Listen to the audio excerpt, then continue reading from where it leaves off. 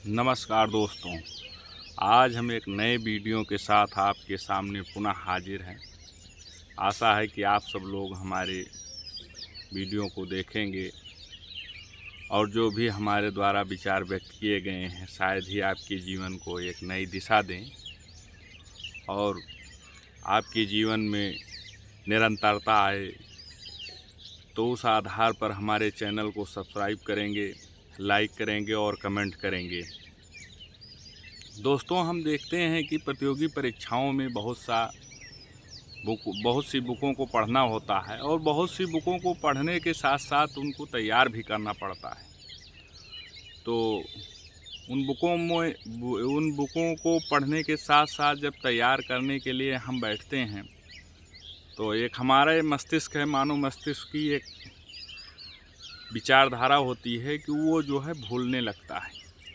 जब वो भूलने लगता है तो वो धीरे धीरे करके जो भी हम पढ़ते रहते हैं उसको वो भूलता रहता है और हम पढ़ते रहते हैं।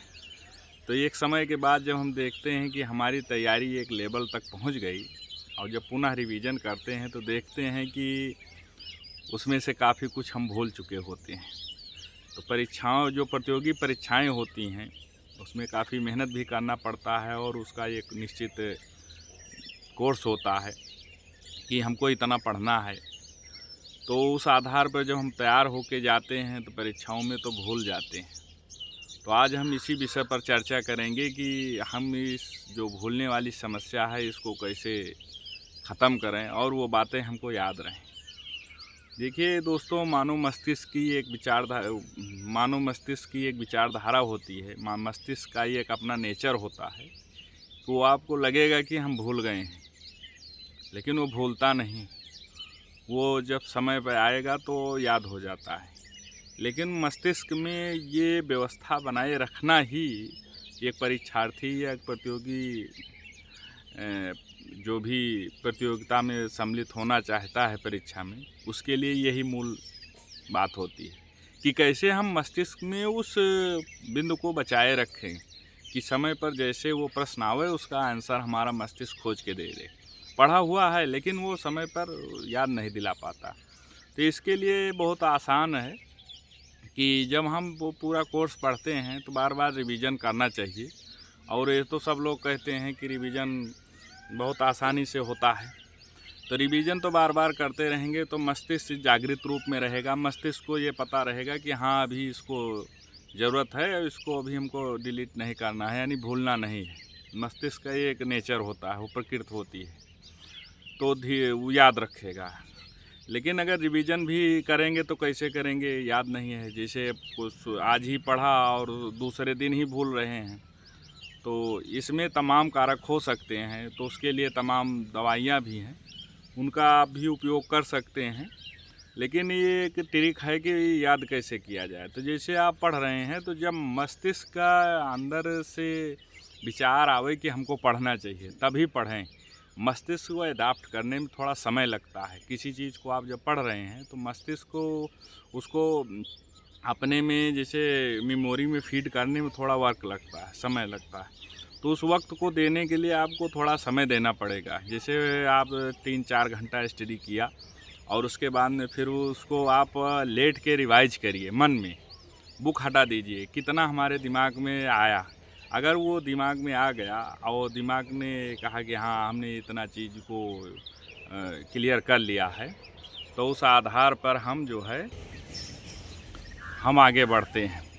तो इसी प्रकार देखते हैं कि जैसे 4 घंटा स्टडी करने के बाद में जब हम लेट के आराम से बैठ के जब उसको मस्तिष्क में रिवीजन करना शुरू करते हैं तो तमाम चीज़ें याद रह जाती हैं, तमाम चीज़ें भूल जाती हैं, तमाम क्वेश्चन का आंसर नहीं रहता।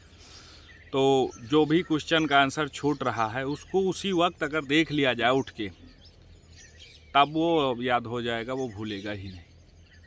यानी उसको पहले मस्तिष्क को जागृत करके उसके बाद में जब हम देखते हैं कि जब हम इसको मस्तिष्क को जागृत करने का एक तरीका है कि आप जो है पढ़े हुए स्टडी को लेट करके आराम से बैठ करके बुक हटा करके पुनः रिवीजन करते हैं और फिर जब वो क्वेश्चन का आंसर नहीं आता उसी समय यदि उस क्वेश्चन का आंसर देख लिया जाए तो वो जागृत होकर फीड हो जाता है।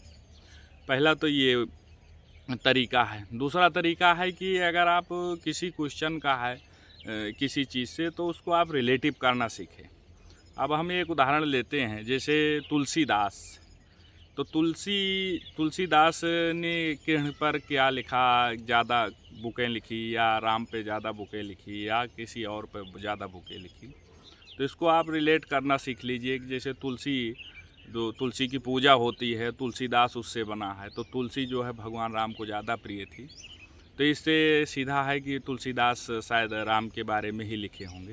यानी मस्तिष्क को रिलेट करना सिखाइए। अगर मस्तिष्क रिलेट करेगा तो किन्हीं विषयों में रिलेट कर सकता है, किन्हीं विषयों में रिलेट नहीं कर पाएगा। कुछ विषय हैं कि उसको डायरेक्ट याद करना ही पड़ेगा, जैसे मैथ है और चीज़ें हैं, तो उसको आप कैसे क्लियर करेंगे। तो उसके लिए भी तमाम फार्मूला है, तमाम तरीके हैं। अगले वीडियो में हम उस पर भी विषयवार भी चर्चा करेंगे कि विषयवार कैसे हम चीज़ों को याद करें और उसके आधार पर हम आगे बढ़ें, कि विषयवार भी हमको याद रहे, उसको हम ना भूलें। लेकिन जो मूल मुद्दा है यही है कि हम जो याद करते हैं उसका रिवीजन अवश्य किया जाए। और जो है रिवीजन जो है बुक हटा करके सोने से पहले अगर रिवीजन कर लिया जाए, और रिवीजन के साथ साथ उसको देखते हैं कि ये क्वेश्चन का आंसर हमको नहीं मिल रहा, और उसी तत्क्षण देख लिया जाए, वो एकदम फीड हो जाता है। आइए बार बार आप जब करेंगे तो वो मस्तिष्क जो है उसको स्टोर कर लेगा, फिर वो भूलेगा नहीं।